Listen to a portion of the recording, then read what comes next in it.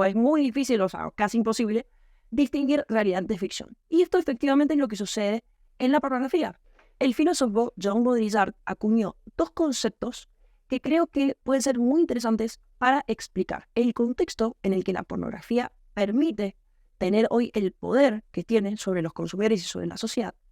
Y también explicar cómo, a medida que las personas se involucran cada vez más en ese consumo problemático de pornografía, se les vuelve mucho más difícil distinguir su realidad objetiva, su contexto concreto, de la ficción, de ese consumo, ¿sí?, que aparentemente parece inocuo, pero que genera un nivel de deshumanización y despersonalización o escisión de la persona y su realidad concreta, que es justamente, por lo general, una de las razones por las que recibimos tanta gente en la consulta. Estoy hablando de dos conceptos que son que fueron muy importantes, digamos, para el trabajo de Baudrillard, que si bien es un filósofo postmoderno al que se le pueden hacer muchísimas críticas, creo que estos dos conceptos se aplican perfectamente a lo que él ha querido expresar o al diagnóstico que él quiso realizar, digamos, de la sociedad de su momento. Y estoy hablando de hiperrealidad y simulacro. Básicamente lo que dice Baudrillard es que cuando uno intenta manifestar la realidad objetiva, intenta expresar, digamos, de alguna manera la realidad objetiva, ya sea a través del arte, los medios de comunicación, las redes sociales, etc., está el nivel de sofisticación, la calidad de las imágenes, de la tecnología, de la sobreexposición, sobreestimulación de información, de ese fluir constante al que estamos expuestos todo el tiempo, genera, digamos, que esa manifestación se convierta en una realidad en sí misma y pierda contacto o pierda relación o se corte ese nexo entre la realidad objetiva y esa manifestación de la realidad que se convierte en una realidad autónoma, sin obviamente ser una realidad en sí. Pero, ¿qué es lo que explica Baudrillard? Que ante ese constante surgir de hiperrealidades, ¿sí?, está la fragmentación con la realidad objetiva, que ya es difícil distinguir, o es muy difícil, o sea, casi imposible, distinguir realidad de ficción. Y esto efectivamente es lo que sucede en la pornografía. La persona que consume pornografía no se da cuenta, si a medida que intensifica ese consumo y se vuelve cada vez más problemático, no consigue distinguir o no se da cuenta que detrás de esa pantalla hay dos actores, ¿sí?, que son pagados para realizar esa escena, que no hay una conexión emocional entre ellos, ni hay ningún tipo de fin unitivo, ni relacional, ni nada a largo plazo. Y esa persona no se da cuenta que está tratando de conectar emocionalmente, aunque no sucede y no va a suceder nunca, con una pantalla, y que está tratando de obtener placer sexual, ¿sí?, al menor costo posible y al menor compromiso posible, intenta, digamos, comprometer en la menor medida posible su responsabilidad ante lo que está haciendo. La pornografía sería perfectamente el ejemplo ideal de hiperrealidad, porque hay una magnificación o una exageración, es decir, yo traigo el acto sexual, lo pongo en un contexto completamente desnaturalizado de la realidad objetiva,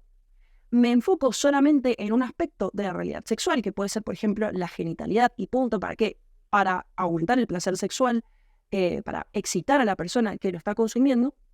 pero la deslindo de todas aquellas otras áreas de las que la sexualidad forma parte y que también es muy importante, la parte emocional, la parte auditiva, etc. ¿Qué es lo que sucede? Es tal, gracias al avance, lamentablemente en este caso, de la pornografía, de la tecnología, de la inteligencia artificial, de la realidad virtual, se crea tal nivel de detalle ante la exposición de imágenes sexuales con la pornografía,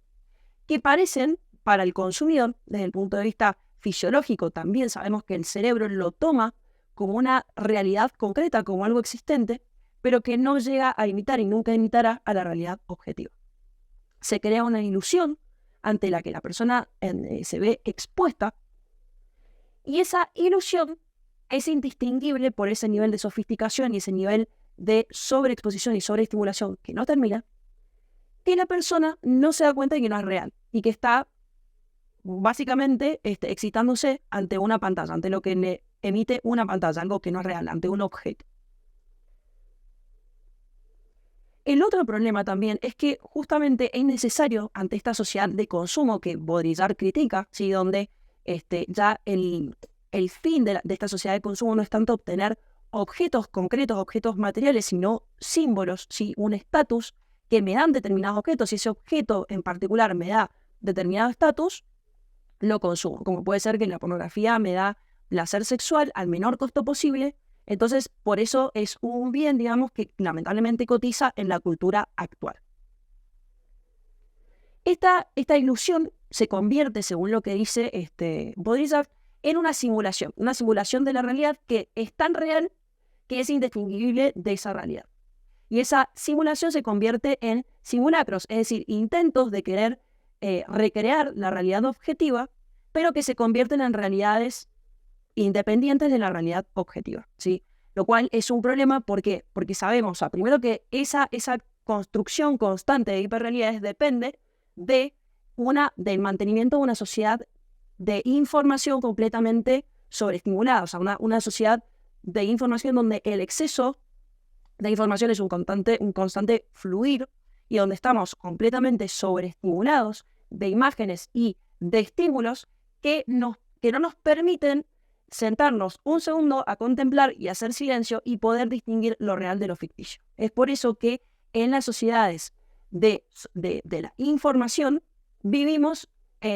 completamente, no podemos vivir en silencio, no podemos vivir de forma tranquila, necesitamos todo el tiempo estar estimulados.